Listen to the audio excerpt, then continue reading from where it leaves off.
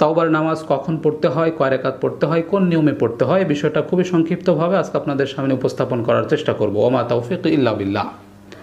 তো আমি প্রথমে বলছি, আপনি যদি নির্দিষ্ট কোনো অন্যায় করে ফেলেন, বড় গুনাহ করে ফেলেন, এজন্য আল্লাহ রাব্বুল আলামিনের কাছে তওবা করবেন। মৌখিকভাবে যেভাবে তওবা করা যায়, 2 রাকাত নামাজ পড়েও তওবা করা যায়, এটাকে তাওবার নামাজ বলা হয়। তো আপনি যদি তাওবার নামাজ পড়তে চান, আপনি হয়তো বড় কোনো অন্যায় করে ফেলেছেন, বড় কোনো গুনাহ করে ফেলেছেন, সেই গুনাহ থেকে মাফ চাওয়ার জন্য, আপনার মনের প্রশান্তির জন্য আপনি নামাজ পড়ে আল্লাহর কাছে তওবা করবেন, সেরকম নিয়ত যদি আপনি করে থাকেন তাহলে অবশ্যই 2 রাকাত তাওবার নামাজ পড়বেন। তো 2 রাকাত তাওবার নামাজ কিভাবে পড়তে হবে আমি প্রথমে বলছি। তাওবার নামাজ রাতে হোক দিনে হোক যে কোনো সময় পড়া যায়।